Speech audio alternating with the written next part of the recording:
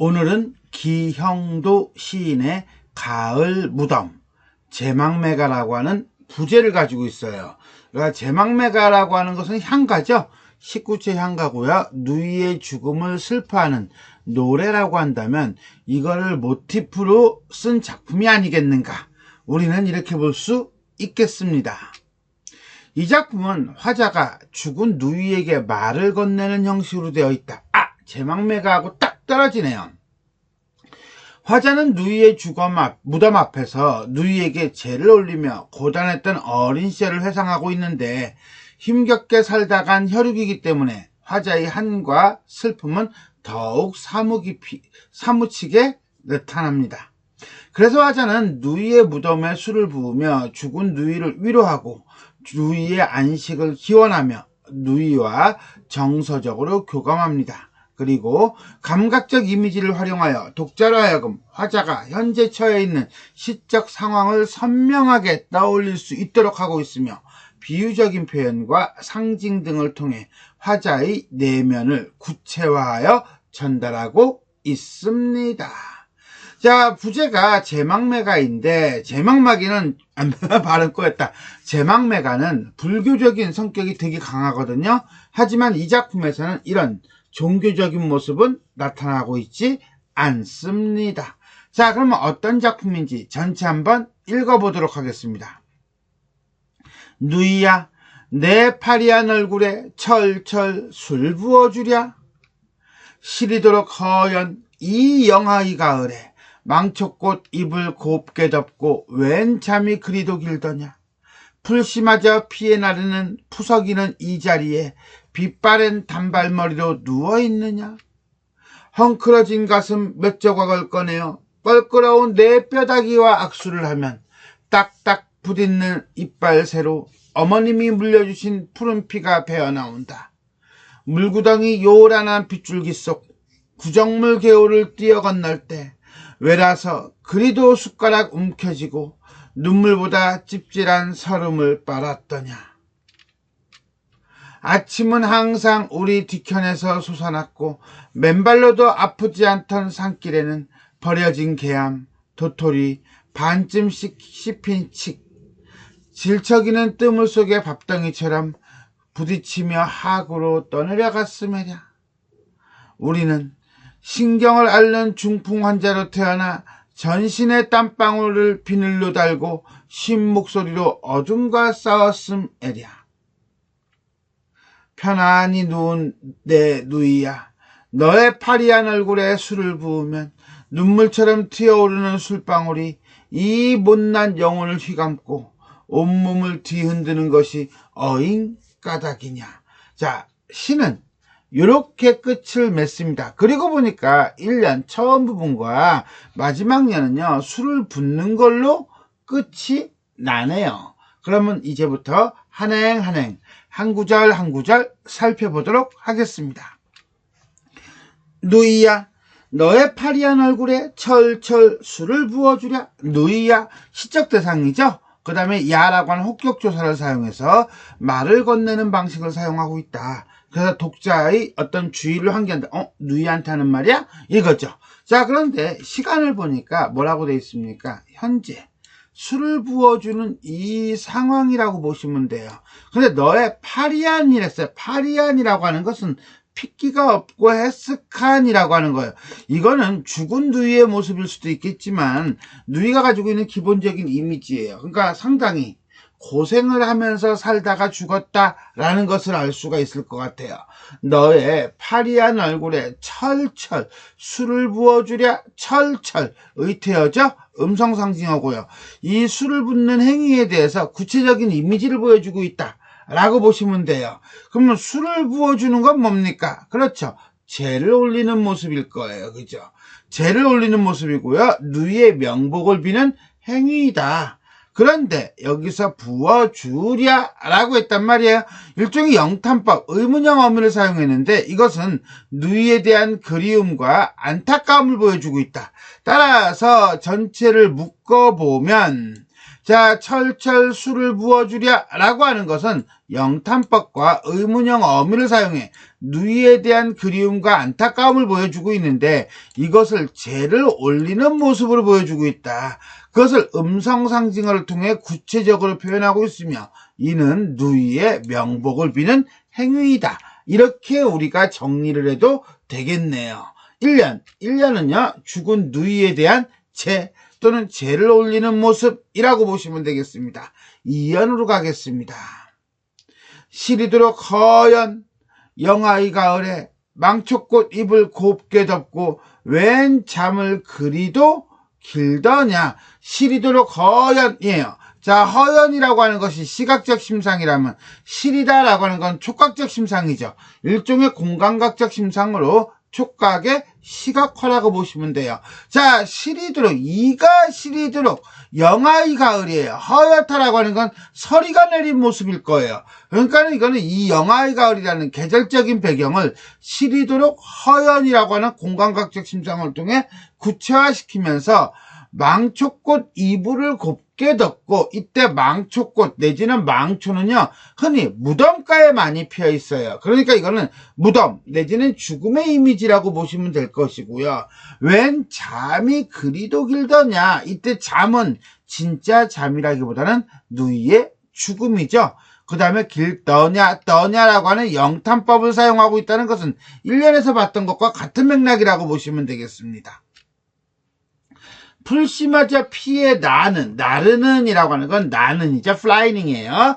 그래서 누이 주변에 무덤 주변의 삭막함, 황량한 풍경을 보여주고 있으면서 그 황량함, 삭막함이 어떤 단어로 푸석이다라고 하는 단어로 조금 더 명료해지고 있다라고 보시면 되겠어요.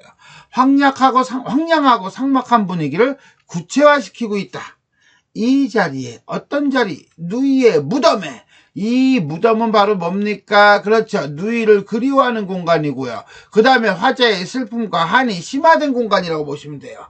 빗바랜 단발머리로, 누이가 죽을 때 뭐였어요? 단발머리였나 봐요. 그러니까 누이가 늙어서 죽었다라기보다는 어린 나이에 죽었다. 즉 요절을 암시한다라고 보시면 돼요. 그리고 보니까 향가 제망매가도 누이가 요절을 했죠. 이런 점에서는 공통적인 이미지를 갖는다 라고 볼 수 있습니다. 누워 있느냐 역시 마찬가지로 영탄형 의문형 어미를 사용하고 있다는 점 체크 들어가면서 그리움과 안타까우며, 그러니까 계속 영탄형 어미로 이제는 마무리 짓고 있는 일종의 가군의 형태를 띠고 있구나 라고 볼 수도 있겠습니다. 헝클어진 가슴 몇 조각을 꺼내어 잠깐 헝클어진 가슴은 안타까움, 슬픔, 그리움이겠죠. 이것을 몇 조각을 꺼냈다라고 하는 거 보니까 이거는 추상적인 어떤 대상을 시각화시켰다 내지는 사물화시켰다라고 보시면서 누이의 죽음에 대한 화자의 심정이 나타나고 있어요. 껄끄러운 네 뼈다귀와 껄끄럽다는 것은 받아들이기가 어렵다는 거예요. 악수를 하면 딱딱 부딪는 이빨 사이로, 딱딱 부딪는 이빨 사이는요, 이 딱딱은 음성상징어, 의성어면서 화자의 행위를 부각하고 있고요. 딱딱 부딪는 이유는 뭐겠어요? 추워서요. 그렇지, 영하의 날씨니까 추울 수도 있겠죠. 추워서일 수도 있겠지만 이건 춥다라기보다는 슬픔을 꽉 참고 있는 화자의 모습이라고 보는 게 조금 더 자연스럽지 않을까? 인간적이고, 어머님이 물려주신 푸른 피가, 여기서 말하는 푸른 피라고 하는 건요, 요거는 어찌 본다면 혈육의 정을 나타낸다라고 볼 수도 있고요, 고단한 삶이다라고 나타날 수도 있어요. 자, 고단한 삶, 블루 칼라죠. 이걸 푸른 피라고 봤을 수도 있고요. 그 다음에 혈육이라고 하는 점에서 푸른 피라고 볼 수도 있고요. 어쨌거나 간에 혈육의 죽음에 대한 아픔을 보여주고 있다, 이렇게 보시면 돼요. 자, 1년은 아까 잠깐 봤고 2년부터 4년까지는 결국은 누이의 죽음에 대한 슬픔과 안타까움 정도로 보시면 되겠습니다. 과거로 넘어가 볼까요? 물구덩이 요란한 빗줄기 속 구정물 개울을 건너뛸 때 어린 시절에 이렇게 되겠죠. 빗줄기, 구정물 개울, 이거는 어린 시절에 겪었던 시련과 고난이란다면 빗줄기 속에서 개울물을 건너뛰던 누이에 대한 기억을 떠올리고 있는 거예요. 힘들고 가난했던 유년 시절에 대한 기억을 떠올리고 있는 거예요. 외라서 그리도 숟가락을 움켜쥐고 숟가락을 움켜쥐었다는 것은 먹을 것이 없어서 숟가락만 딱 쥐고 이거예요. 가난한 삶이었다는 거죠. 여기는 왜 빠졌을까? 자, 그러면서 가난했던 어린 시절을 구체적인 이미지, 숟가락을 움켜쥐고를 통해서 형성하고 있다. 눈물보다도 찝찝한 서름, 잠깐 서름이라고 하는 것을 찝찝하다고 그랬어요. 추상적인 대상의 미각하이면서, 자, 눈물보다도 더 진한 서름을 빨았더냐? 과거 힘들었던 삶에서 느끼는 화자의 감정, 한을 나타내고 있는 거예요. 아침은 항상 우리 뒤편에서 솟아났고 우리 뒤편에서 솟아났으니까 뒤에서 나온 거 아니야. 그러니까 눈으로 못 봐. 아침을 맞이한 적이 없어요. 그럼 여기서 말하는 아침은 뭡니까? 아침은 해가 뜨는 시간이죠. 어떤 희망이 뜨는 시간이에요. 그러면 이거는 희망을 품을 수가 없었어요. 맨발로도 아프지 않던 산길, 맨발이라고 하는 건 뭐예요? 신발도 신을 수 없을 정도로 가난했다는 거죠. 그러면서 버려진 개암, 도토리, 칡, 자, 이것들은 뭐야? 주워 먹은 거예요.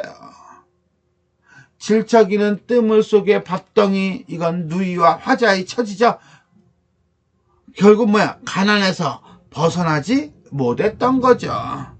부딪히며 하구로 떠나갔으며랴. 이때 부딪힌다는 것은 살아가면서 여러 가지 어떤 시련들을 겪으면서 자, 떠내려갔다는 거예요. 내가 의지를 가지고 간 게 아니라 밀려갔다는 얘기예요. 우리는 신경을 앓는 중풍 환자로 태어나 진짜 신경을 앓는 중풍 환자야? 여기서는 중풍 환자가 중요한 게 아니라 태어났다는 게 중요한 거예요. 즉 신경을 앓는 중풍 환자는 자기 기능, 제 역할을 제대로 하지 못하는 어떤 가난하고 그 다음에 자신의 꿈을 펼치지 못하는 이러한 불우한 처지로 태어났다는 거야. 한마디로 운명적이라는 거죠. 전신에 땀방울을 비늘로 달고, 자, 땀방울을 비늘로 달랐던 건 온몸에 땀방울이 늘 항상 있었다는 거야. 그러니까 치열하고 힘든 삶을 살았다는 거예요. 어떻게 쉰 목소리로 어둠과 싸웠대요. 쉰 목소리로 어둠과 싸웠다. 어둠과 싸웠다는 건 뭡니까?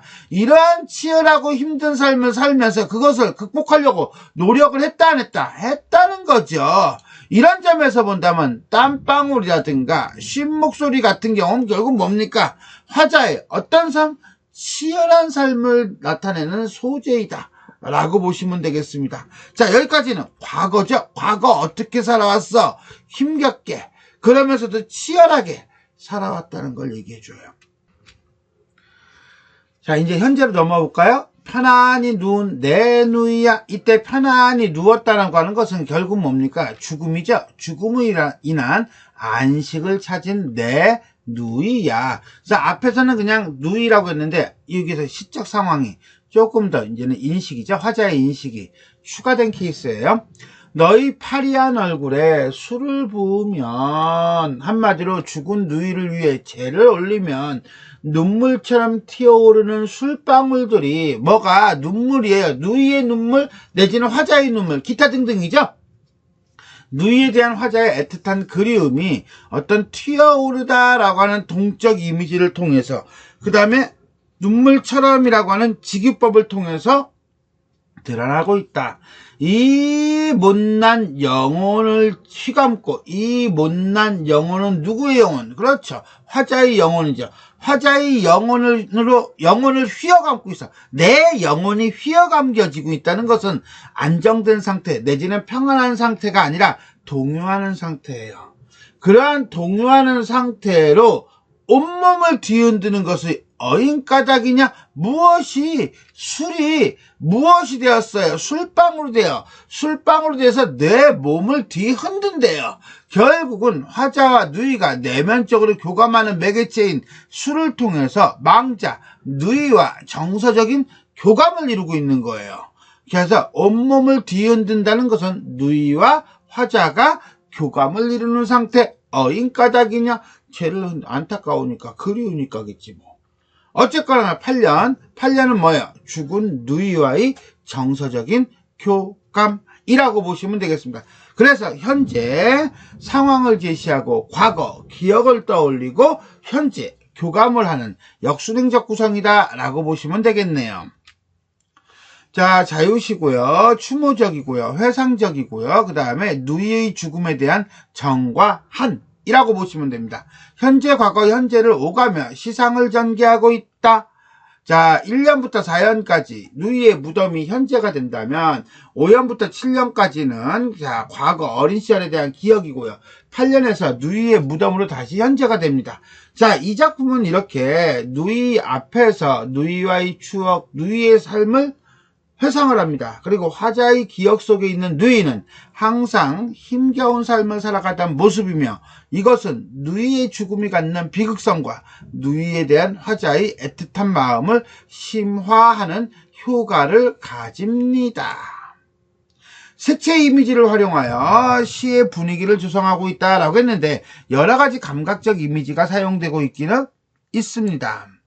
자, 무덤에서는요, 푸석이는 이 자리라고 했어요. 이 자리가 바로 이제 뭐겠어요? 무덤이죠?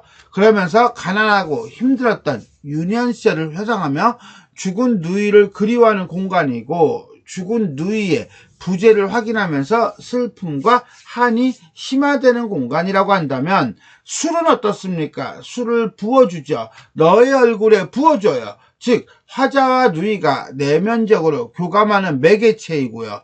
죽은 누이의 명복을 비는 매개체라고 볼 수 있습니다. 심상은요, 파리하다라고 하는 거, 여기서 시각적이죠. 허연이라고 하는 것도 시각적이에요. 망초꽃이라고 하는 건 죽음의 이미지를 보여줍니다. 그것이 껄끄러운 내 뼈다귀와 푸른 피로 이어져요. 즉, 흰색과 푸른색의 이미지를 통해 창백함 내지는 죽음의 이미지를 형상화하고 있다.